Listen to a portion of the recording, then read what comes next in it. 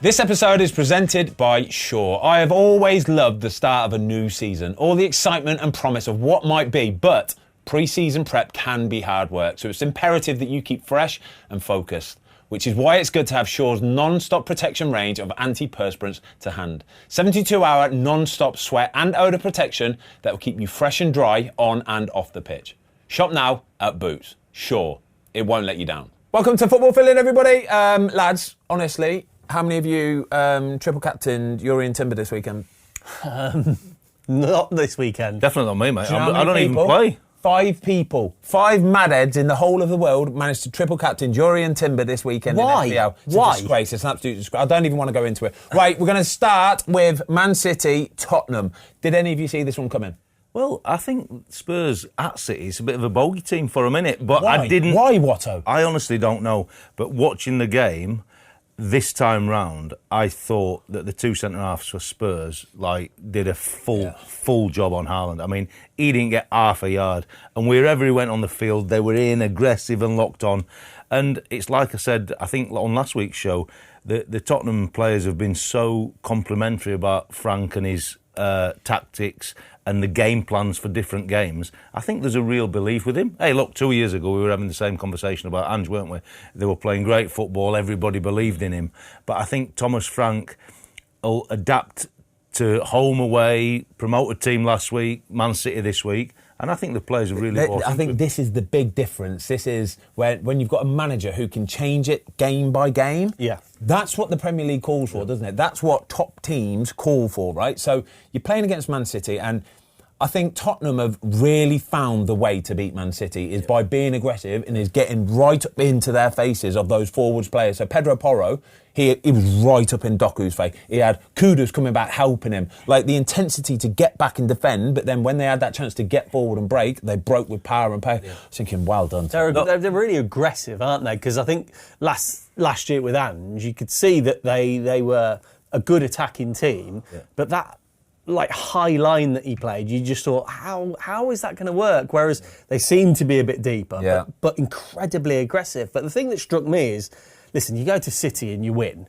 you're going to be happy. Everyone's going to be buzzing. But just the team looked really together. Everyone's really on board with him. And he just, Frank, like you said, you set up your team and structure your team as to what's ahead of you that day. Nobody's panicking, are they? Nobody was panicking. Even at 2-0, I'm thinking, like a lot of team here would just go, right, lads, let's just get back. Yeah. Just hold on for dear life. Even then, they were just nice and calm and composed. Brennan Johnson, I think when you've got a team of players like Brennan Johnson, you won't go far wrong. Good, honest, hard-working individual. Nice. Even the way he takes his goal, right? And the people say it's not just a tap-in, right? He's got to get there just in time, but he times it perfectly. Look at his body language, the way he addresses the ball. Nice and calm, not rash, not like kicking it or scrapping it. Just nicely places it into the corner, wheels away. Cheers, lads. I think the players had a real belief in what the manager had set them up to do.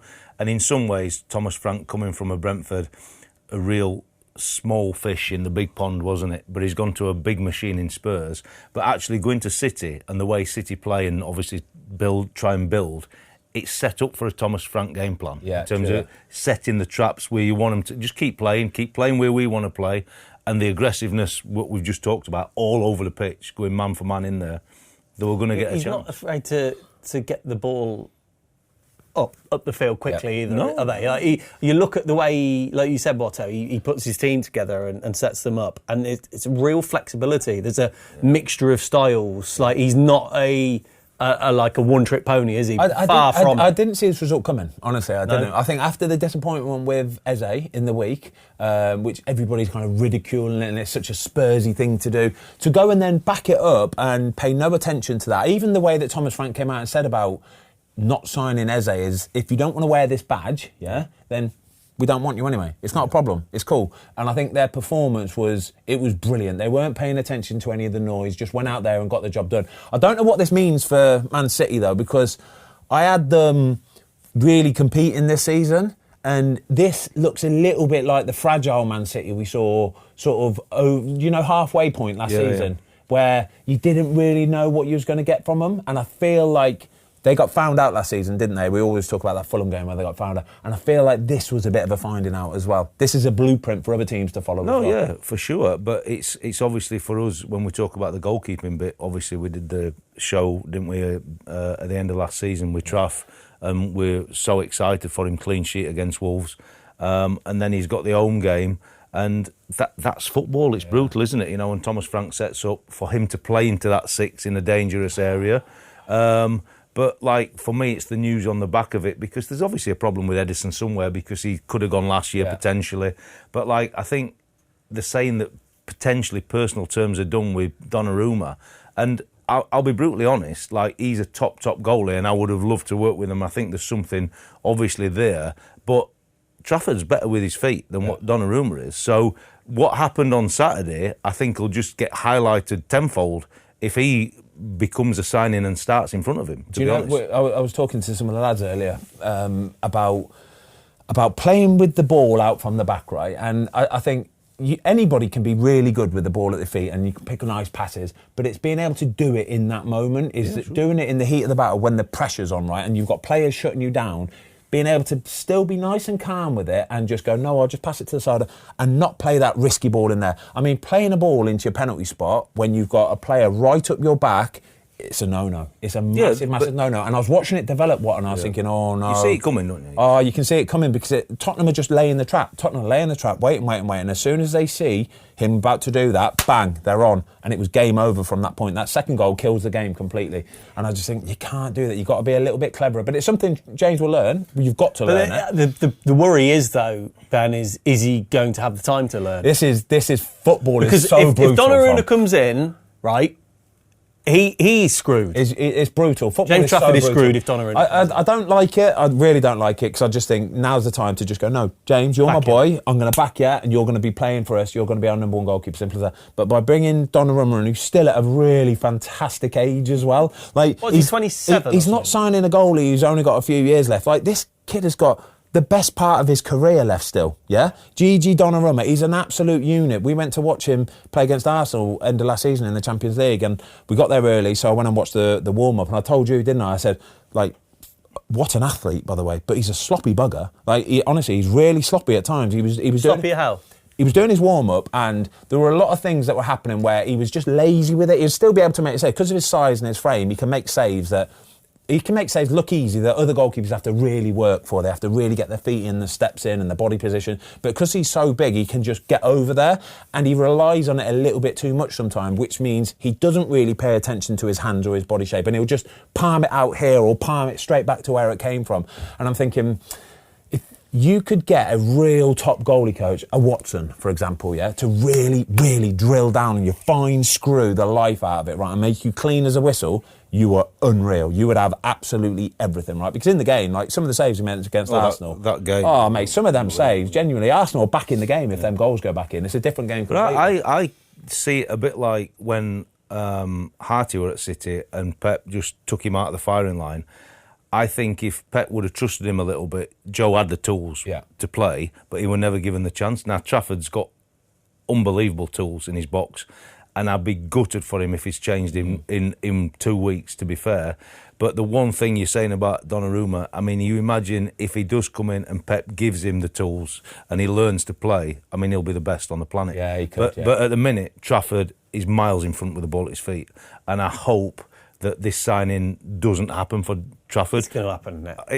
There's too much smoke. They reckon that personal terms have been agreed, but they need Edison to move on. Possible move to Galatasaray. Yeah, they've got 3 unbelievable goalkeepers. Oh my God! If they sign Gigi, they've got 3 unbelievable goalkeepers. I mean, he was a new wave of goalkeeper. You know, he comes into the Premier League and he shows a new way of being a goalkeeper, of how to start play from the back to the front, and he suited Man City down to the ground for the best part of a decade. Yeah. So something's obviously gone on for him to be completely out of the squad and be looking to get him. Well, City are going to have to weigh him in big style to get him out the door, aren't they? Because obviously there's no point sat there with 3 absolute worldies. Would you be too? You wouldn't be too worried if you're a City fan, because like we said earlier on, Spurs seem to be that kind of bogey team almost. They beat him at the Etihad last year. Pep's lost 8 from the last 15 against Spurs. So you don't read too much into it, do you, Walter? You probably got too excited last week because probably Wolves are a little bit worse than what we think, maybe. You know what I mean? So we put City on a bit higher pedestal. And they had chances as well. In fairness, you watch a game it's about moments. We always say that now, but it is about moments. And Man City had some massive moments and should have scored 1 or 2 or 3 goals. They should have, and any other day they would have done, but they didn't. It's as simple as that. And Spurs took their chances, and that's that. It's football. When defensively people get it right against Haaland, you sometimes, I don't know about you, but you sometimes not question him as a goal scorer because he's ruthless, prolific. But do you know what I mean? It feels like if you get it right defensively, he can maybe be snuffed out a little bit easier than you can snuff it. Other strikers. He'll still make chances for himself. Yeah. Though. So even the header, the one he puts over the bar, it's only him and Darwin Núñez who can get an head on that ball. I promise you, because they're so quick and athletic and agile but it's right on the top of his head, but nobody else even has the tools to be able to get into that position to get up there and get it in the first instance. So I know what you mean, but he will, because he's a world-class striker, he is world-class striker, he'll always create chances for himself that other people just can't do. And you can't defend it sometimes either. Mate, how good was Paulinho, by the way? We said at the start of the season in the preview, underrated signing. He could be massive. No, their midfield. I mean, look, they were excellent all over the park. And I spoke at the start here about the 2 centre halves, but the midfield 3, they were so competitive. Yeah, so competitive. Simple with the ball, but so aggressive.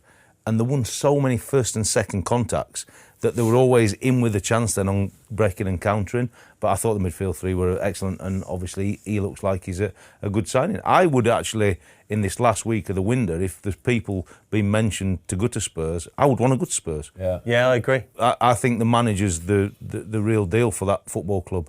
I hope he gets a long time to prove me right. You know what I mean? If you look at their squad, I was looking at their bench yesterday. They've got a couple of players out: Maddison, Doggy, Kulusevski. But it feels like they need 1 or 2 more bodies through the door, don't they? Yeah, they've been linked with a few, though, haven't they? Obviously very close to signing Eze. I think there's this lad that plays for Como that they're making is it Vaz or Paz or like a big old €70 million bid apparently, but it's still, I just think spending that much money is a bit of a risk anyway, unless they're Premier League proven. Unless you're buying a Premier League proven Eberici Eze, then I think it's always a risk. But no, I'd be happy if I was a Spurs fan at the minute. My brother, who is a Spurs fan, over the moon. Proper manager who gets them working hard, and it just goes to show working hard, it'll win you more than you lose. I think the other thing is as well is you've got obviously the management on the pitch, the tactics, the strategy behind it, but then it's off the pitch as well. And I think there were questions with Ange around what he was like with the players from a man management point of view.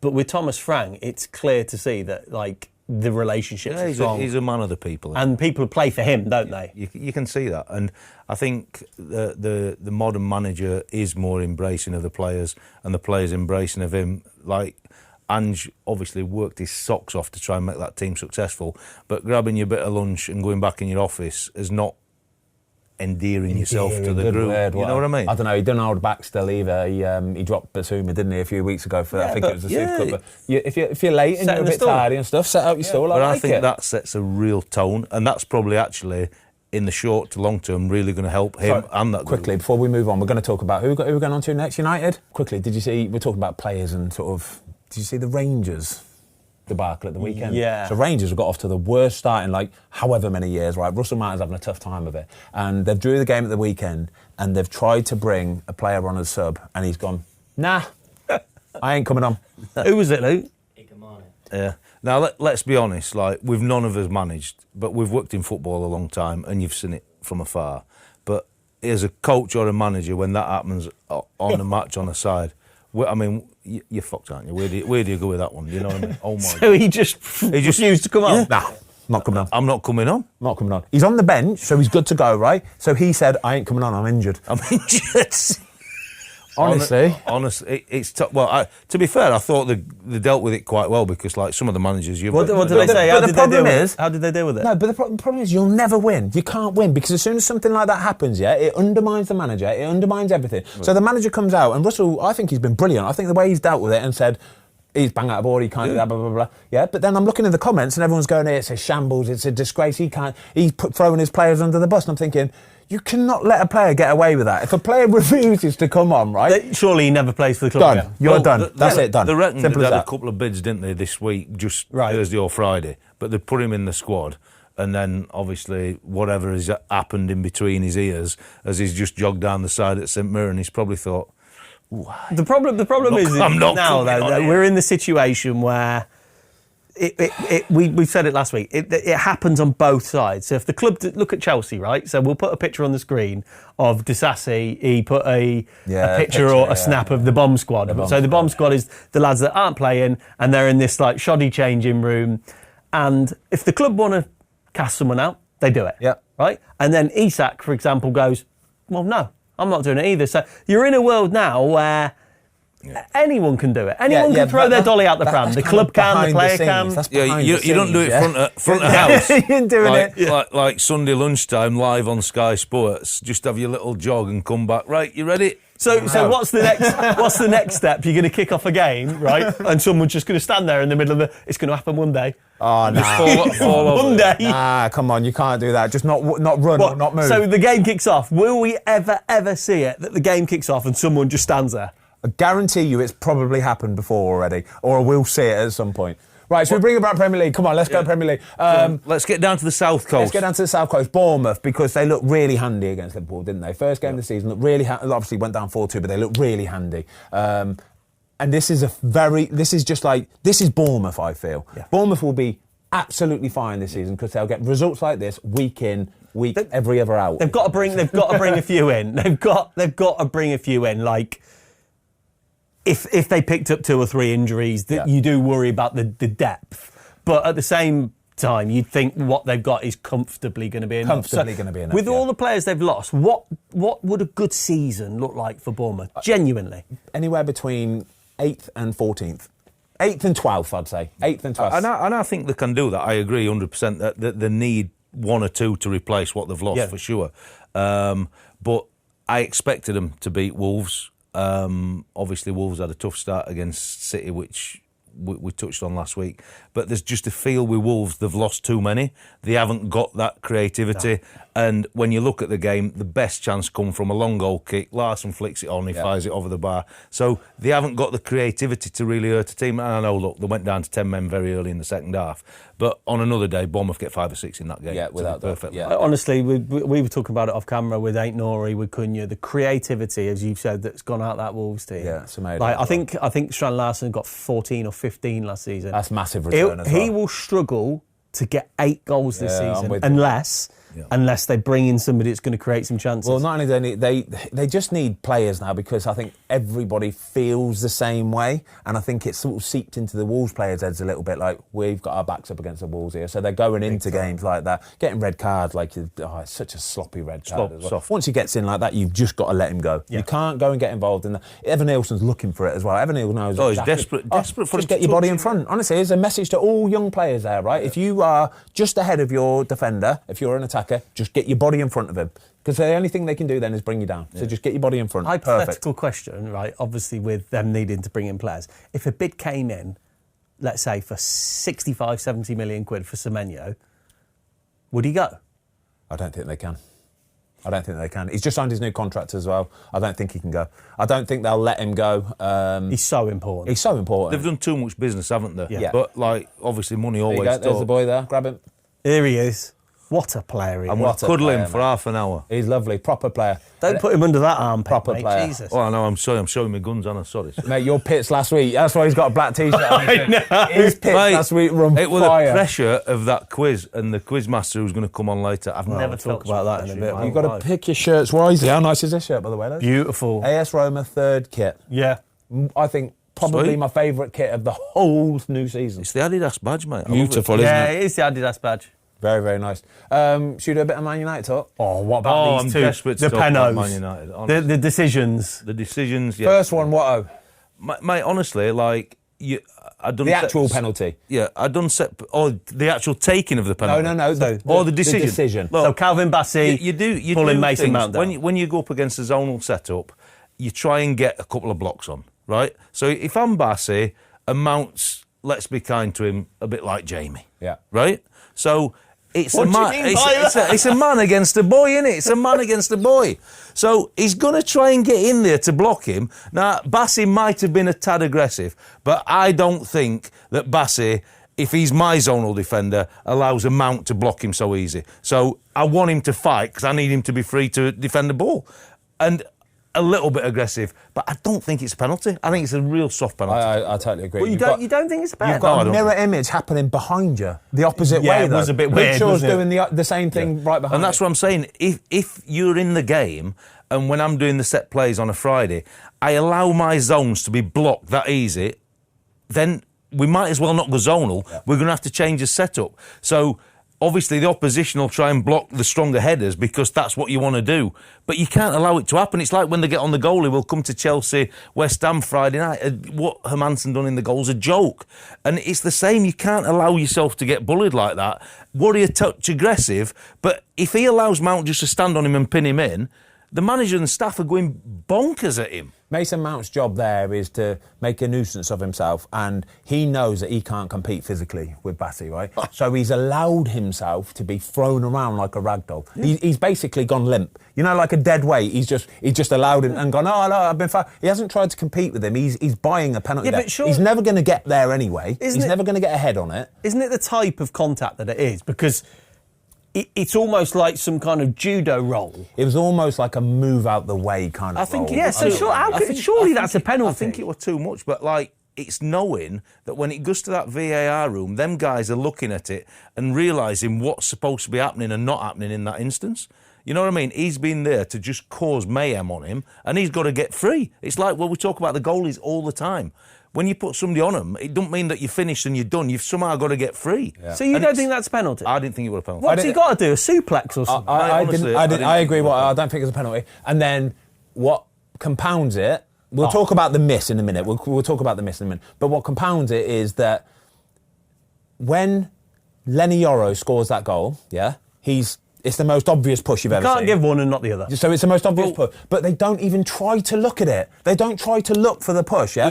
We've just spoke about the sending off at Wolves. It's the same thing. So what it does, though, it worries me, right, that they can search for whatever they want to search for then. Yeah? If they decide that they want to search for a penalty in the Man United, but they don't want to search for a penalty, so that then worries me, because that's not fair. It feels like, we were chatting about it on the group chat last night, it does feel like that big team kind of bias, because obviously, the goals come from it, but there's clearly two hands in the back, and he's changed his movement. Well, he's changed his movement. He's gone forward. He's changed his direction. So if that's not a foul, what is? How can you not search for it though? That's what I'm saying. I was lost with VAR at this game. I'm watching the game, and I think they're very obvious.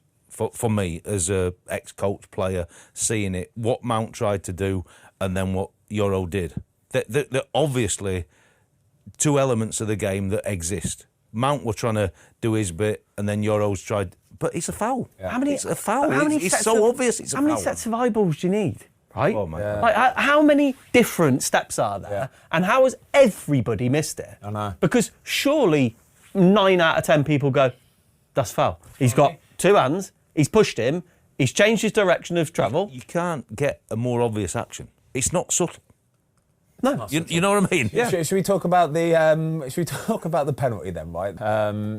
Before you start, I'm half surprised Bruno Fernandes didn't go down after the nudge from Chris Kavanagh. Honestly, mate, he could have thought that would have fallen play, because he's in the zone, and he's not thinking about anything like that. But come on, mate, you're like a fully grown man. If somebody gets in your way, you don't if you're shopping, and somebody just gets in your, or you're at the airport and somebody just gets, you don't stand there and just go and have a little hissy fit, do you? And then go and blame it afterwards as well. You just get on with it, right? If he says that triggered him, right? Well, just reset yourself, right? You're a Portuguese international, yeah? You're the captain of Manchester United Football Club, right? If that thing triggers you, right? Reset yourself, go and pick the ball up, walk away for a second, go put the ball back on the spot, put it in the back of the net. Don't go blaming it. It feels a bit like an excuse, doesn't it? But it was so unlike his penalties. Really unlike him. So, I know. Whatever went on in his head after the moment, he were caught in the middle of a world. He were in a pickle, weren't he? He were in a pickle. Burnt Leno was on fire as well. Went and got right up in his face, and he's pointing. Referee just waiting, slowing it down a little bit more, just adding to the drama. It were brilliant. But you know, it was a good game. I actually enjoyed the game, to be fair, and I still think United are turning it round. I agree, because you could look at it and go 1 point first 2 games, but actually I still believe, like you said, the signs are there. I do. Signs I are think good. The signs are there. Cunha still is just, he's going to score. Once he finds the back of that net, right, and he finds his scoring boots, that's it. It won't stop, because he's got too much ability. He's got too much ability. He's too aggressive. He wants to win. He wants to score a goal, and it's coming. It's going to come. But it was a fairly even game, to be fair. It's a tough place to go. It's a really tough place to go. It's the thing about Cunha. There was a stat last season that I think he did. These stats can be rubbish sometimes, that he did the most amount of standing still out of anyone in the Premier League. Yeah. But you watch him with your eyes. Oh, mate, yeah. He works really hard for that team. The eye test, he is just and gold. he is aggressive. He's gold, mate. He's been a big signing for them. But sometimes in football, it's actually good to stand still. Yeah. Because you can actually create a load of space by actually stopping while everybody else is running around like headless chickens. Just stand in a nice pocket and crack on. But I think you're right. There's signs that there's some life in Man United. But it's interesting, isn't it? Smith Rowe comes on, virtually scores first touch, and there were a thing at the end of the game saying that they've had the most impact of subs last season, and obviously this season already. Scored last week, last kick, sub, last. So it were quite complimentary. Obviously, last season, Harry Wilson just kept coming on and scoring every time. 95th minute, 97th. Harry Wilson. Yeah, ridiculous. Yeah, they're a good team. They're a good team. They're a good team, and they were saying about I haven't really signed anybody in that, and. Sometimes that's a good. I still think maybe one to sort of just freshen it up a little bit. The goalkeeper situation at Man United. Before we move on, the goalkeeper situation at Man United. So, I think, are we in agreement that Bayern isn't the answer? I'm definitely in agreement. Okay, I agree, because I thought he got very lucky on a couple of occasions where corners were into the box. I'm thinking, any time they get the chance to put the ball in the box, they're just going to stick it on top of Bayern there, and they'll have somebody marking him, standing on him, and they're just going to bully him out of the way, and they're going to put the ball in the back of there. And they should have scored early doors as well. Munoz had that chance where it came all the way across, missed his header, and I thought, you've got away with murder. Yeah. You got away with murder. And they've been linked with apparently £25 million for the Royal Antwerp goalie as well. I actually watched a little highlights reel of him on YouTube yesterday, Watto, and he looks okay. I still don't think it's the answer. If you're Man United, you need to be signing Donnarumma or a Martinez, because that's the level, difference. There's a difference in level, and he looks like he's a decent young goalkeeper. But I just think to go and pluck somebody from Royal Antwerp and expect them to be able to be a world-class goalkeeper in the Premier League for Man United, it's a miracle if you get it, honestly. No, I agree. I think 25 million is a lot of money. Obviously, not so much in goalkeeping terms now. There's some big fees banded around and that, but I think, without being disrespectful to him, to come in from Royal Antwerp and then come into the Premier League and play for Man United, I think that's a real big ask. It's a huge ask. What about for the Emile Smith-Rowe goal? I don't think enough was made of it, but I saw Diogo Dalot, the ball gets played into him, and he's trying that kind of turn, right? And if I'm the manager, I'd be absolutely raging. You can't get caught on the ball. It's so frustrating. But it's the kind of turn. It was one of these flash turns where he get caught on the ball like that. Yeah, you're getting an absolute bollocking in the change room for that. Well, you are, because it's stupid. You're winning 1-0. You've missed a penalty. You've finally got your nose in front, and they're throwing the kitchen sink at you that last 10-15 minutes. You don't want to give them a leg up, and it's just not required and not needed at that moment, and he'll be frustrated for sure in it. But it's a quality ball in. It's a good ball in, but again, even that, people don't really mention Diogo Dalot, but people don't mention Bruno Fernandes either. Oh, the tracking. Emile Smith-Rowe just saunters off him, like you're defending a lead, for God's sake, yeah. Shaw and the other centre half have got man for man in the back, so if he lets him run, they have to detach, but it's too late. If you stick with your runner, big moments. This is the sort of thing that nobody really pulled attention to. But if Amorim ain't pulling that up and saying, Diogo, don't ever do that again, or else you won't play for me. And Bruno, if you ain't tracking your runners when we're winning a game and it's the 75th minute and you're not just going with him, what but chance he's captain of the team, mate, isn't he? You have to lead by example, and to let him run in there. And then we have the theatrics of the hands up saying, "Where's the?" No, it's not the centre half. They're locked on, mate. I didn't like that. No, it's crap. The ball goes in the back of the net, and he lifts his hand up to say, "Who's with him?" Yeah, you, mate. You, mate. Yeah. There you go. Can we can we talk about... We haven't really had our say yet on this Max Dowman, right? Beautiful. So, what, is he 15? 15. Yeah. Premier League debut. Tinabad, is it? What are you saying? Tinabad. I'm saying it's amazing. I thought you can't get a more perfect situation to come on 4-0. Yeah. But when you're 15 years of age and you come on and you'll show for the ball, take the ball and attack the fullback like you did, as well. It doesn't matter what the score is. You're a proper footballer and you've got a mentality that you want the ball. Yeah. And obviously, you know, to get the penalty as well. It would have been great if they'd have let him take it, but Gyokeres needed to get up and running. Obviously, he scored 1 goal, but I think if you're Arsenal, you've got the real deal there, haven't you? He looks like he enjoyed the experience. He's at the right club. Yeah. For a lot of reasons, but he's at the right club. So I think he's got the people around him who are going to keep him grounded and keep him working hard. But the size of club as well, there's not going to be any chance of anybody coming in and getting him. No. Like if he's a, no disrespect, Tottenham, or if he's a good team, a top 6, a top 8 team, straight away he's being linked with Man City, he's being linked with Liverpool, he's being linked with... But because he's at Arsenal, that's put to bed already. So he just focuses on playing football. He's not linked with all these big moves and all these other fans going, come join her. He's already at the big club. And I think that is the beauty for him. Yeah. And I thought the players after the game were really good with him because even though he's only on for a flash 10-minute moment, you know, it's a big thing for him. But then players know he's good enough. Yeah. The way they went up to him. 15 years old. It's crazy, The way he carries the ball is... It's that body. It's the but body he's got movement, strength. isn't it? The way, 15, low centre of gravity. Yeah, he's jinking, and the way he carries the ball, If he'd have scored that left foot volley from the edge of the box, that would have been... Even that connection on it, like, it's beautiful, isn't it? He's got it, mate. He's got The it. problem is now, though, with the kind of the hamming up of players in the UK. Every time he gets minutes on the pitch now, it's like he does look like. I hope for his sake they're not got Chelsea soon because I think Cucurella will give him a bit. Oh yeah, he'll find out soon. He'll come up against the tough ones who'll give him a kick and won't let him get in their face, and that's where you'll see where he can. He's exciting though, isn't he? Without doubt, without doubt. I like Arsenal full stop at the minute, mate. I think everything about Arsenal is it's so nice. Yeah. They just seem to be the perfect team at the minute. Everything's a good news story. They're flying, they're winning games. Massive problem with the 2 injured players that went off. So what we say about 4 weeks with Saka? Possibly, but it's if it's an hammy, mate, it's 4 to 6 another weeks occurrence easy. one. It's a troublesome one, though. Troublesome. Hammy's a troublesome. When you've got fast twitch fibres like he's got,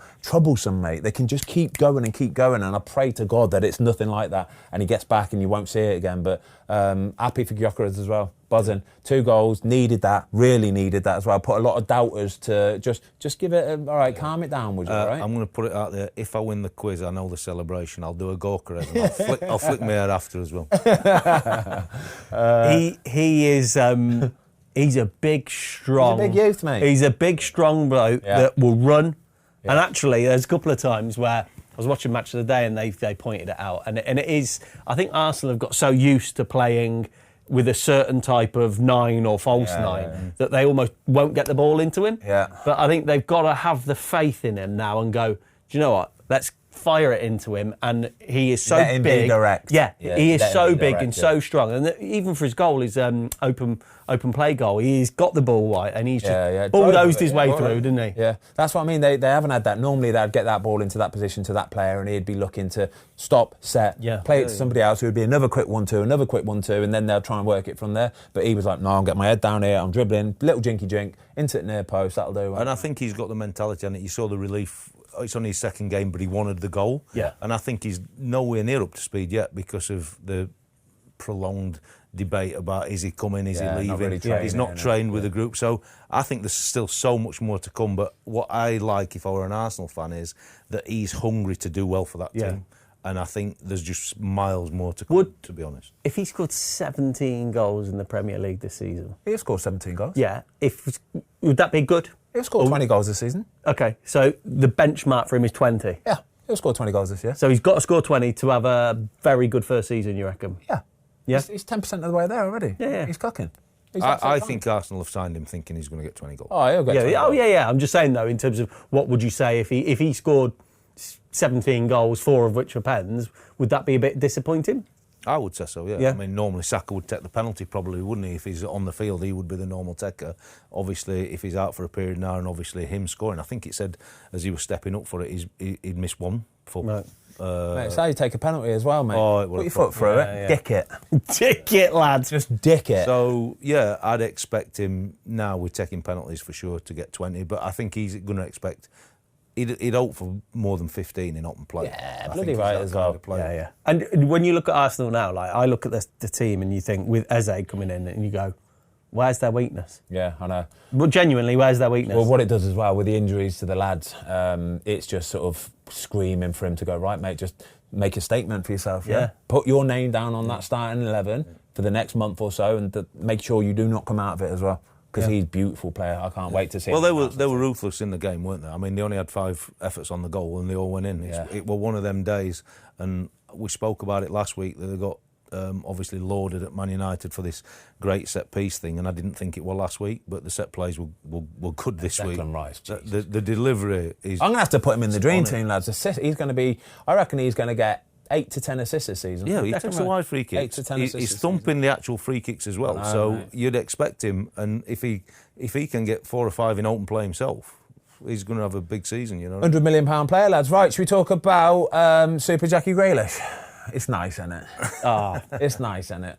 We did a show a couple of weeks ago where we just said, like, we just want to see him with a smile on his face again, and we saw it, didn't we? We saw it yesterday. So what it is, I from seeing him talk and watching him at full time, and even when he got that first assist, I don't know how you can judge this from watching it on the TV, but it looks like he's relieved, and there's a weight off his shoulders. Exactly. Do you understand what I mean? Exactly. Just go out and play, Jack. Go on, just go and do that. And I think Everton this year, looking at the performance, again, Brighton should have scored 2 or 3 goals. Yeah, no, 2-0 don't tell the picture, I promise you, it really don't. Like, Brighton definitely should have got something out of this game. But I just think for the occasion, for the first game at the new stadium, and Jackie Grealish back, and Pickford saving the penalties, it's a good story, isn't it? It's a really, really good story. That first assist was really good play, wasn't it? And he's fired the ball in for Njai. It was a really good assist. Second one, it's an assist, but Garner has absolutely rattled it in, hasn't it? It's flown in. But it's a great start for him, like you said. New stadium, you have to get off to a good start in your new stadium because Goodison's given so much over 100 years that you need to somehow get that feel back at it. So to win the game were massive. Obviously the clean sheet with Pickford, made a couple of good saves in the game, plus the penalty save. And like you said, Brighton are a top team, and they're probably unfortunate on the day. Some result, honestly, it is. Brighton hit the crossbar at the post. Pickford made an unbelievable one-on-one save, penalty save. Danny Welbeck, that first chance, kind of... Well, I mean, just behind him. When you first saw it, you thought, sitter, but then it was way behind him. There's not a lot you're doing about it. The pen wasn't good, was it? Mate, you got to still... It wasn't a miss or anything. It was a save, you know. It was still a save. It wasn't good, though. He caught it, didn't he? Easily. Mate, do you see? It's like proper prep, you know. Like for Pickford to have that, like, laminated onto the bottle. That's proper prep. Tape, you know. Seriously, mate, it's really Do you know what prep. I really want to do? I want whoever's taking the penalty, I want them to go and stand next to him and have a look at his bottle. Mate. It'd be great. Brilliant. And go, not today, lads. Yeah, I think just to do something like that. I don't know if they've got the psyche to be able to do it, but just go up to him when he stood having a drink next to the post, get the ball under your arm, and just go and have a look. How big a shithouse moment would that be? It would Unreal. It would be. If anyone could do it, he could do it. Jordan Pickford was 100% got that in the bag as well. It'd be unreal to see the penalty. Do you know what I reckon? I reckon. Oh, you're right on about the penalty. The penalty. That'd be even better. If he could go up and just stand next to him while he's having a drink, that'd be carnage. He'll be kicking off. Right? Oh yeah, he would. He'll be kicking off. No, but it'd be good banter. I reckon you'll start getting opposition teams when it's out for a corner or something early in the game or something like that. I reckon you'll get somebody either throw it away or they'll just come and have a look because he'll know who's taking the penalties from that day. Yeah. They'll know who's going to be taking their penalty, and they'll just look for his name and they'll look for where Jordan Pickford's got left. Yeah, and he'll go, the bottle says left, so just go right, all right? I bet you. Oh, no, it's going to happen because Southampton, she threw the Spanish girls away. It'll all happen, won't it? But I'd like it could happen if it's a 3 or 4-0. You know, you're winning comfortable. You could go and stand next to him and say, hey, let's have a look at your bottle, mate. Just have a bit of banter. Where am I going this one, mate? Yeah, it's good, isn't Do you know what? Actually, I was looking at the stats earlier on, and that Njai, I really like looking at him. He looked so sharp. He actually got to 10 Prem goals last season. Yeah, it's good, isn't it? I know, 10 yeah. and 35. Oh, he's a good player, mate. Proper good player. He scored the last goal at Goodison, by the way, and the first one at this one. It's nice, isn't it? Yeah. Nice little stat to Good have. stat for him. Lovely little stat. I've got him in the dream team as well, which is always nice. Even better. But do you want to go on to somebody who is unbelievably under the hammer? We can't talk about it after 2 games, can we? I think we can. I think you can, mate. Okay, I think the nature of the defeats you can.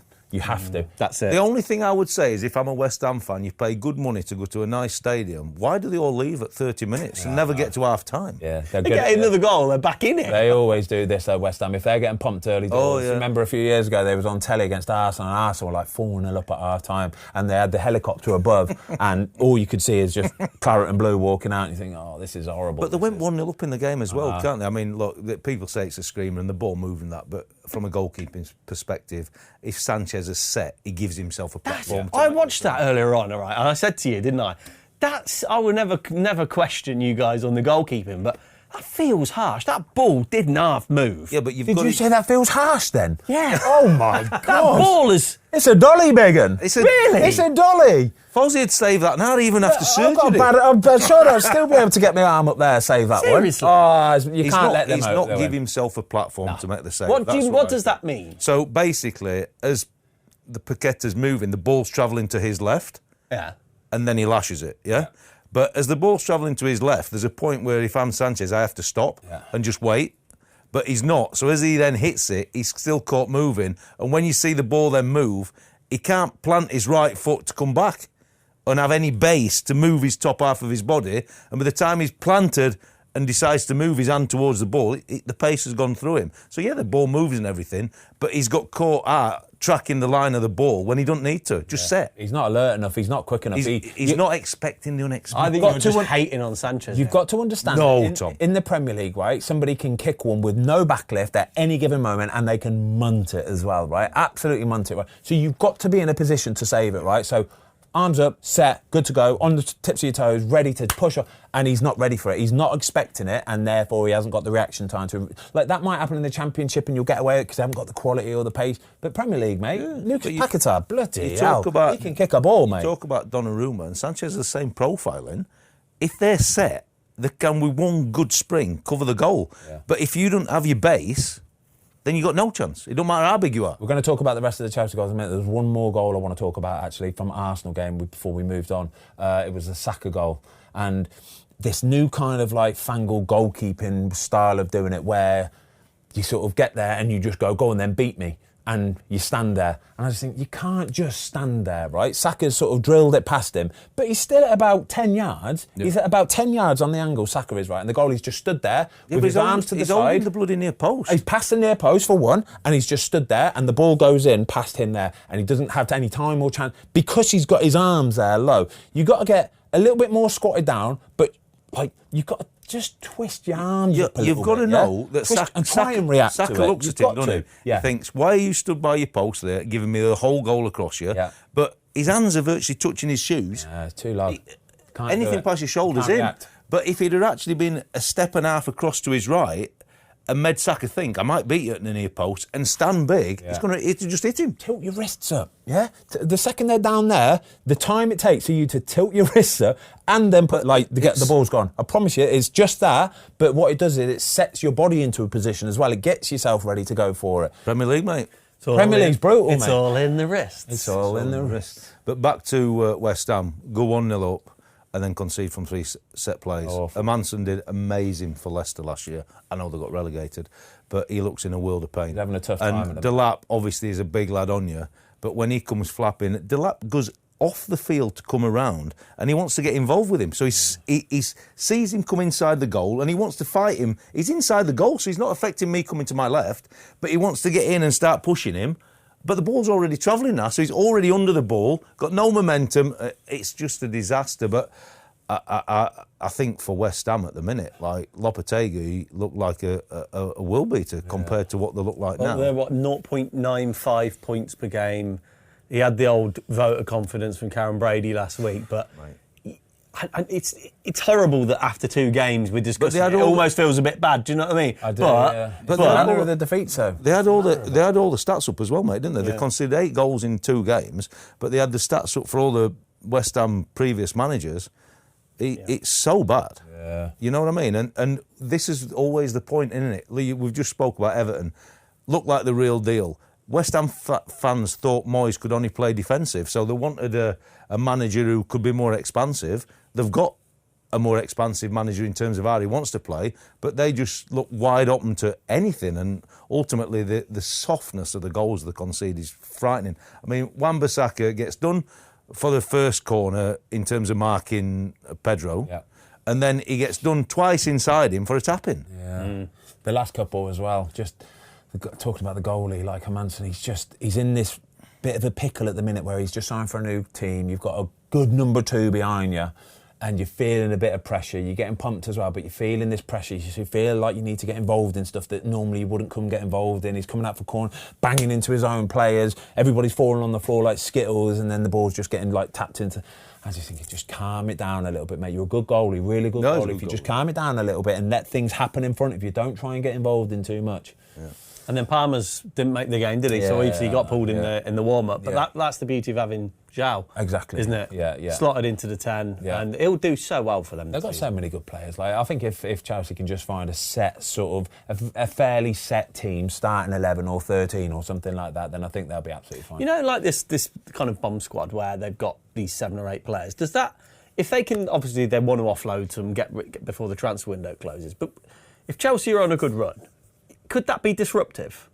Like, is it a distraction? No, because they're completely away. They're in a different changing room. Yeah, but they are. It's their mates, and will they go, it's bang out of order, he's a good player. You know what? It's become so much more common now in football, it really has. I saw a lot of it at Watford. A lot of teams seems to be doing it now, and it's almost like, right, just forget about them people, please. We've got a job to do. And as a footballer, they're naturally quite selfish because they know they have to get themselves ready for the game or ready to perform, and the pressure and expectation of it. So you're almost expected to go, listen, mate, I love you to bits, but I've got a job to do myself as well. I've got to focus on me. It's such a, do you know what I've learned about football in the last few years? It is such, the relationships in football are so transactional. Yeah, I know. Aren't they? Like, honestly, being kind of amongst it a little bit, or, you know, it's so transactional. Like, the amount of players that you don't probably, like I've said to you before, oh, do you stay in contact with them or them? And you're like, no, it's kind of, you know, I'm out the club, onto the new club,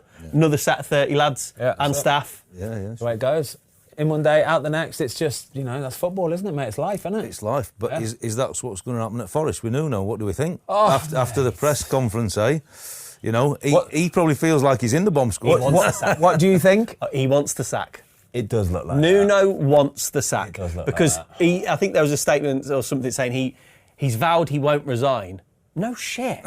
No shit. No one's walking away from that. Nobody's resigning. Like, this is why nobody puts transfer requests in anymore. Nobody resigns anymore, because the second you do that, you're giving a lot away. You're giving it up. Millions of pounds. You're giving it up. And again, people think they do it for the love of the game. People do it for the money. I promise you. People do it for the money, all right? It's the way that the world works, and it will always be the same. It's not like Man United back in the day. I watched the Gary Neville thing the other day, and he was talking about his contract, and he was like, I never even really bothered about my wage, didn't care. I just wanted to play, because that's all it meant to me. Do you believe that? I do with Gary. 100% I do with Gary. Yeah, he didn't care. He just loved Man United. He just bled it. He was a different breed. But the modern day player, no chance. Absolutely zero chance. The more money you can get, they'll be gone. So what, like, if you're a Forest fan now, you can kind of see it. Like, you can see with Marinakis that there's an undercurrent of problems. Yeah, there'll always be problems there. And they've done so well on the pitch that maybe that's been kind of... It buys him a bit of credit. It buys him a bit of credit, But if you're a Forest fan, and you look, because obviously Edu went in there, and there's questions over whether Nuno's been undermined. But if Nuno went and you were a Forest fan, you'd be raging, wouldn't you? I think there would be, yeah. But, like, there's never no smoke without fire, is there? So there's something happened behind it, and 100% he's not going to resign. He wants the chop if it's got that bad. But if you're a Forest fan, what he's created over the last 18 months, you'd be absolutely devastated. Yeah, you would, yeah. But I think that's why he's come out and he's forcing the hand a little bit, because he's like a god, innit? Yeah. But I also think he's got this bit of pride in himself. Yeah, I like the fact that he's done this, because I think he's got enough about himself, Nuno has, to go, no, do you know what? I'm a good manager. I've done this all completely properly. I've built a fantastic team here. And if you want to undermine me by doing stuff behind the scenes, and apparently Ange Postecoglou's been in with a shout, or he knows the manager really well, and like what I said, there's no smoke without fire, right? And I think Nuno's gone, do you know what? I'll back myself here. I'll back myself. So if he does sack me, I'll go out on a high. I've done a fantastic job for this team, and I'll go and get another fantastic job. Well, he will get another good job, because his stock is very high. But the writing were on the wall as soon as he came on the pitch last year. Yeah, it was. Yeah. Because to any manager worth his salt, he ain't having it. But it's interesting, because when you look at, I was looking on like the social media on Instagram and on our channel and the comments, and people are going, you're making too much of it, and you go, no, you're not. Yeah. Because that happens. If that happened in any other organisation, and I know football's a different industry, it's a problem. Yeah, it is isn't a it? Problem, mate, yeah. He's lucky, the owner, that they're just a really good team. They are. It's amazing to see the progression in the last 18 months of Forest. It really is amazing. We said last week they recruited well, haven't they? Recruited really, really well. They've just got some really solid players. Palace, I like the look of Palace. They've lost players this season. They've lost Eze. But you watch them, the eye test of them, they look like a real good team, don't they? Clinical, solid team still. Glasner's done a good job, hasn't he? But you would say now, with less than a week to go for the window, need one or two, don't they? If they lose Gay before the window shuts, I'm sure we'll touch on it briefly, but there's less than a week to go, and there's a few teams need to do some business. But Palace, to me, would be one of them teams. But I think you'll attract good players. Do you know what I think? The Eze deal might have played into Gahey's hands a little bit. Don't get me wrong, Gahey's got massive aspirations of going and signing for a big boy, yeah? If Liverpool come knocking, then you want to go to Liverpool. But if you're worried about the deal getting done and how much it might cost and whether Liverpool are prepared to stump up, it puts massive power into Mark Gahey's hands to say to Palace, I'll tell you what, give me 150 a week, yeah? On a 4-yearer, right? And I'll sign and I'll say that I am the happiest Crystal Palace player in the world, and I cannot wait to be part of this new project of Crystal Palace, right? That's what it does. And I've seen it plenty of times before, and it wouldn't surprise me if that happened either. Well, look, for him, he's in a real strong position, isn't he? But for a club, they've got to offer him a massive deal. Massive deal. But losing Eze, though, like I say, they've got a lot of extra money there, but the problem is that a lot of teams now know that they've got 60 million quid burning in a pocket. They've sold other players for a shitload of money. I think that's the problem, isn't it? It is that knock-on effect, because a little bit like Bournemouth, Palace really can't afford to lose any more, can they? But the problem is, when they go shopping now, they've got money burning a hole in their pocket, and whoever they're buying from go, well, that's the Palace tax of 5 mil, because they've just received tens of mils for Eze. But they are going to need the reinforcements, aren't they? And if you talk, we go back to the teams that need it, like Wolves. I mean, look at this. Burnley beat Sunderland, who started house on fire. So all 3 promoted teams have won now. Yeah. They've all won at home. Last season, one of them, they got to October. October before any of them won. Unreal, isn't but it? They've all won at home now. And I think that's the key to any of them 3 having a chance. But then when you talk about the window having less than a week to go, if you're a Wolves and you've lost what you've lost, and Brentford got over the line against Villa, having performed so poorly at Forest, they've got 3 points. Brentford will want to reinvest somewhere. With them 3 teams already getting 3 points on the board and winning, the home form will be key to them. But I think it puts some real pressure on some of these teams to do some recruitment. So what do we think about Brentford and Villa then? So what's your take on like Villa? Again, Brentford, lots happening, a few concerns whether or not they'll have enough, but you'd like to think they would. You'd like to think they would, but watching the first week's performance, you think, my God, this is going to be a struggle. And that's to beat Villa, honestly, it's a massive win. It really is a massive Villa were powder puff, weren't they? I think the goalie made 1 save. I think there's trouble at Villa. But we were talking off show, we're not quite sure how the PSR is, but they've paid massive salaries, Villa, to get Champions League last season. Obviously, just missed out last season, and we're in the Champions League. They've paid massive, and it's burning them hard for sure. And I'm not sure what the rules are going to allow them to do, but they need something, because Brentford obviously were out fought in terms of possession, but in terms of out fighting in the match, they were miles in front of them, and Villa didn't cause them that many problems, if truth be told. Yeah. It's a kick in the nuts, really. Like, losing academy player to Newcastle for 40 odd mil, and they haven't bought a lot in. And like I was saying to you, Otto, like Unai Emery, is there a thought that he could go? Because if you're one of the better managers in Europe, which he definitely is, you surely don't want to be working under those constraints. Yeah, that's what I mean. You can only do so much with what you've got. And then when people are pulling away from you as well, taking some of your best young players. Because this was their chance to kick on. This was his chance. He needs that kind of war chest to go, I've done incredibly well, and now I need some resource to get us to that next step. I hate this PSR, right? Yeah, well, we spoke in January that Villa probably did the best business. Didn't we? Yeah. We were talking at a period, but that were all loans and they were making the money work somehow. Yeah. Now they're in real trouble with it, and I'm not sure where they'll go with it. Look, I believe he is top 10 manager in Europe, maybe he's top draw, but he can only work with the tools he's given, and I think he will be frustrated because he knows that he's at the very elite level, and Villa have been driving forward every year, but it looks like at the minute they're on the cusp of maybe dipping. Because there was a suggestion, I was listening to the radio to the game, and Buendia came on, got subbed back off, and there was a suggestion on the radio that it was Emery making his point to the board. But are we reading too much, or are people reading too much into that? No, managers do that all the time. Managers always do that. If they feel like they're not giving them enough assistance or enough money to buy players, they might put only 5 subs on, or they'll put 3 goalies on the bench. Or there's plenty of tactics they can use to try and make it look worse than it is. So bringing a player off and then bringing him back on again, and mate, the best one. This is how they do it. The best one was Watford.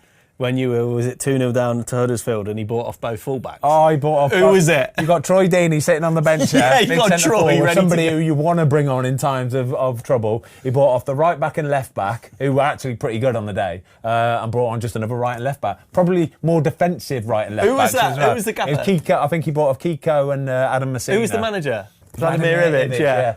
Oh, that was a big old... that was... You obviously lost the game. I think... Sack me, please. I think he, just before he made the subs, actually, he looked up to Gino Potson and went, have that, all right? I'm making 2 fullbacks. Unbelievable. Yeah, so managers, they've got plenty of ways of doing it, all right? Don't worry about that. Buzzing for Keith Andrews, though. Yeah, it's a great start. He spoke so well afterwards. He's a good guy, mate. Yeah. He's a really good guy. Like I say, I was with him at West Brom, and he's a good guy. And I think last week everybody's writing him off. Everybody was saying, "Is it too early to even sack him now? Let's just sack him now." But this is a huge result for him. Having someone like Jordan Henderson in there as well. Don't forget Queven Kelleher, mate. All right, you need a proper goalie if you're going to keep clean sheets in the Premier League. If you're going to survive, you need a solid base, all right. And they've got a proper goalkeeper. I'm really interested to see how he does this season. Actually, first, it's like he's flown the nest. It's the acid test. Yeah, he's flown the nest, and it's going to be really interesting to see what he's made of. How good was Damsgaard, by the way? Oh my, that bit of skill when he opened up and then bent it wide. Yeah, just caught off the top of his ankle though, didn't it? Just sort of went... But he missed last week, and it's every team needs a certain amount of the star performance to play to get over the line. And when he's back in their team, for sure. And you imagine whatever is going to pan out with Visser, if he ends up coming back into that team, they're safe as houses, you know. And then Burnley obviously got a big win, clean sheet. Do you reckon this year we're going to have a proper relegation dogfight? I think this year, the league, like, you know, last year we were kind of glad that we'd got an extra Champions League place because there weren't going to be much to talk about. The top bit were done, you were fighting just for that 5th bit, and the bottom were done. I think it will be different. We've just talked about the window shutting. I think the 3 teams that have come up will really feel as though they've got a chance, and if they can keep that home form going, all 3 of them, then they're going to have the possibility, because if the Wolves doesn't recruit well, then they're going to be in trouble. Yeah, that's at least one you can catch. I want to see all 3 teams that get relegated go down with a fight. I want to see them 38 points. I want to see 38 points, the minimum this season, in that bottom 3. The rest of them, 39, 40. Yeah. Because what that means is there's no one cut adrift early doors, and that's a lot of points still. Yeah. That's a lot of wins still. So you'll be getting the big shock results when a Burnley beat a Man City, or they beat a Chelsea, or they beat a... That's what I want to see this season. You know, when you say about Thomas Frank and being flexible with your approach, okay, maybe Leeds shouldn't go to the Emirates, right, and start pissing around in their 6-yard box, playing tippy-tapping. Yeah. Like, I saw that, and Gyokeres should have scored, but you look at it and you think, What are you doing, lads? What are you doing, guys? It's been tried and tested, this as before, and it doesn't work. It fails. They're better than you. Yeah. Quickly, a big shout out Martin Dubravka as well. Looks unreal. He's been a fantastic signing for Burnley. Obviously, it's tough when you lose your first choice goalkeeper, letting no goals for the last year. But I thought Martin, for the first couple of games, looks really assured, really at home, and he's made some big saves for Burnley. I think they needed somebody like that going into the Premier League. Pick up the goalie unit. Before we move on to the quiz, lads, we've got a big game tonight. Oh my gosh, Newcastle, Liverpool. How do we describe it? We can't just call it a Premier League game, can we? Is it something to do with a centre forward who's down tools? The Isak derby. It's going to be an inferno tonight, lads. It's going to be an inferno. He's got to be sat somewhere so the cameras see him tonight. Oh, please. Could you imagine if he's sat somewhere and he's got a Liverpool shirt on? Imagine he sat somewhere with a Newcastle shirt on, Liverpool score, and he jumps up and he's get in there. Do you know what? Tonight's going to be a really, really good game to see where Liverpool are at, isn't it? Because Newcastle did well against them last. They beat them in the Cup last year, and they provided a really stern test. It makes, like, Newcastle tonight would be the worst version of a Newcastle you'll ever want to play against, I promise you, for Liverpool, because everybody's going to be on it tonight. Everybody. Like, this is the worst time to play Newcastle because of all that's going on. It makes it so much spicier. It makes them so hard to beat. It really does. Liverpool find it really, really tough tonight because it's going to be so charged. The atmosphere is going to be ridiculous. It is. I can't wait for it either. Predictions? I just think the characters in that Liverpool team, I think they'll relish that as well. I have a sneaky feeling Liverpool will win that game. I have a sneaky feeling Newcastle might win. I know, he said that like it's like a massive upset or something. It's Liverpool. Outside shot here. It's Liverpool. What? I'm only telling you what I think. You sit on the fence and go for a draw with him. Score what? I'm win 2-1, Liverpool. I'm going to go 3-2 Liverpool. I'm going to go 3-2 Newcastle. Oh, it's just perfect. It's the Kevin Keegan moment. It's class. I love it. I can't wait for it. I can't wait. Right, boys, do you know what time it is? Yellow card time for you, bud. Calm Ben. Jamie, come here. Tranquillo. I've got a present for you. What is it, a P45? Come on, get yourself here. Don't worry about your mic for now. Just come here, all right? Honestly, you're gonna thank him forever for this. Oh, Jay, you could have put some trousers or shorts on. Don't worry, just come and sit here. Come on. Okay. Ready? Okay. I'm a bit worried. Don't be worried. Oh, come on. The yellow and red card. Hey. Jamie. Hold on. Don't read the inside just yet. This is an official licensed product from FIFA, yeah? Yeah. You got your red card there. Yeah. Boom. What's the quality like? Yellow card. Not bad. Really good. Premium, mate. Premium. It's definitely faux leather, don't get me wrong. But, you got your little pencil in there. Yeah. Inside, you got a little notebooky. What does it say inside there? Jamie is the worst quizmaster ever. I didn't write that, by the way, so don't give me a red card. I think that came pre-written. It already had it in there. I opened it up and I thought, how did they know? Notes on there, How do they know? But inside you can do like your substitutions and all that kind of bits and bobs. I just thought, you might find that handy. Perfect, thank you. Hopefully I won't have to dish any of them out today. Not for me, you won't. Yeah. Not for me, you won't. Right, let's get into it. Right, let's go.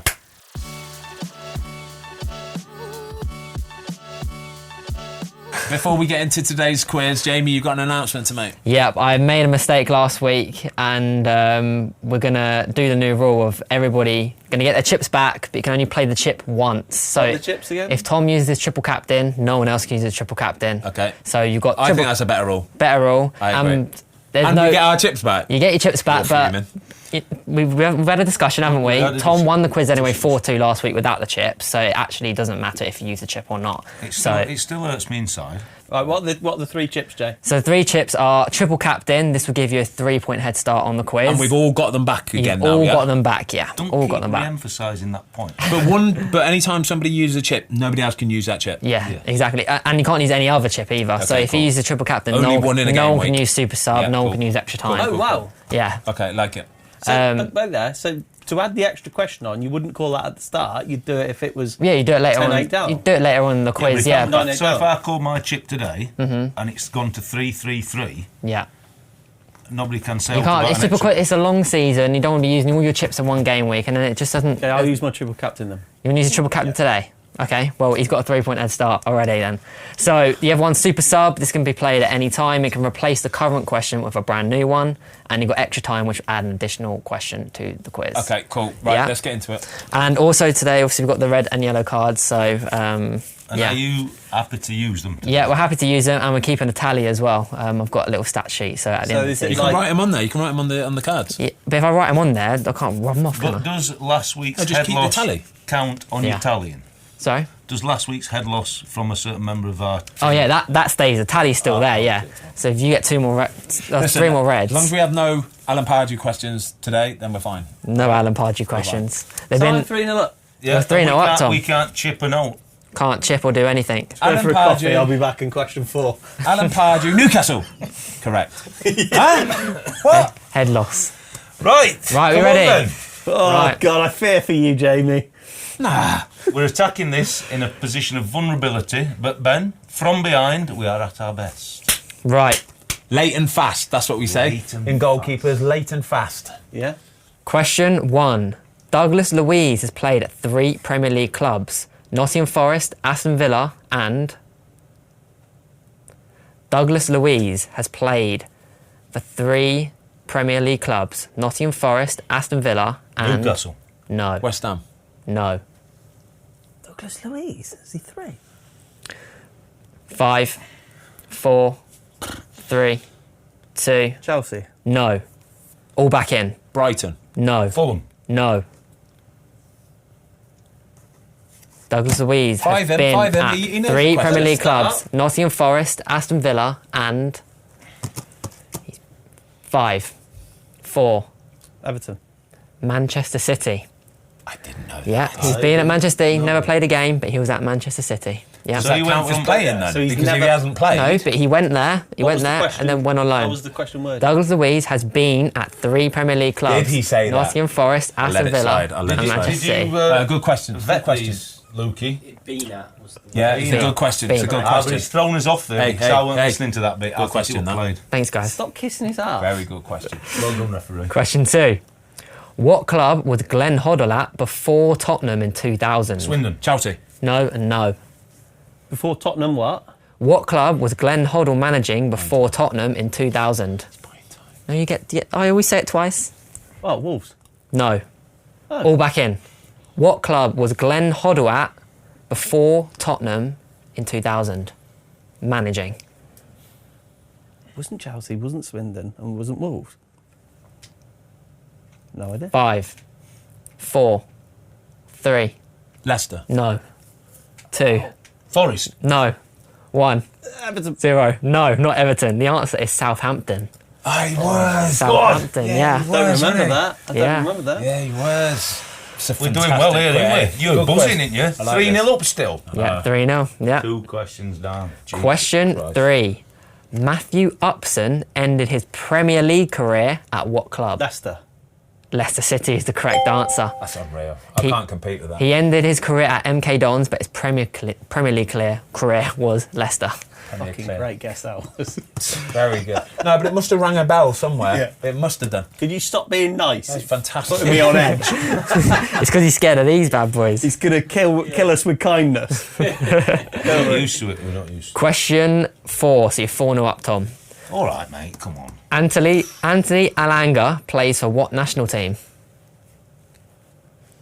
Question 4. Anthony Sweden. Alanga plays for what national team? He's not Swedish. He is. He's Swedish, yeah. Did you know that, or that was a guess? Yeah, that was Yeah. a guess as well. Must have been something. In Anthony Alanga's Swedish, yeah. Nah.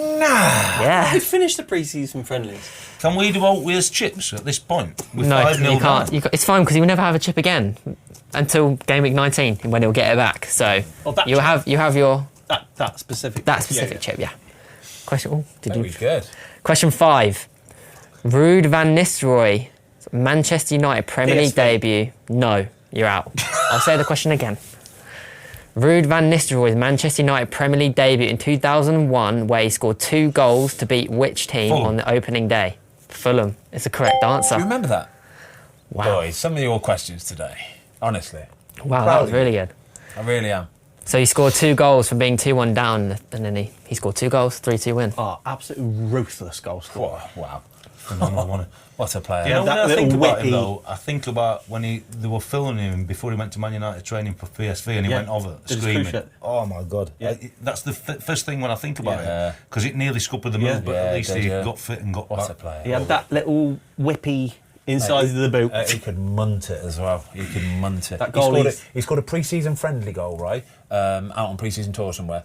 Played a ball into him. He took it on his chest, bullied past the defender, and then absolutely last rifled a volley into the goal. I'm thinking, this is phenomenal, honestly. What a player. What a player. Never watched him play. Question 6. Kieran Dyer went on loan to one club in his career. What club was it? Kieran Dyer went on loan to one club in his career. What club was it? Colchester United. No.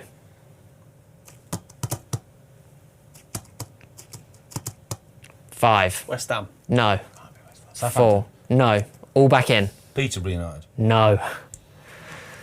Random. Kieran Dyer went on loan to one club in his career. What club was Leeds. it? No. Newcastle. No. You were around the region. Cambridge. No, it was Ipswich Town. I was going to say. He also started his career there too. I was going He to also say that, but I was started his thinking as a career. young kid That's moving. it's a double cheeky Because question. he broke in early, didn't Yeah, he? he does. Yeah. It's a double cheeky You always think at question. the start of your career, don't you? You don't often think. Yeah. Question 7. Darius Vassell missed the last penalty in Euro 2004 against what country? It's Portugal. Portugal's the correct answer. It's Vassal. Oh, sorry, guys. Sorry. Vassell. Vaseline. Vassell. Yeah, Portugal. He never played for England again after that. Who saved the penalty? Rui Patricio. Ricardo. Took his gloves off.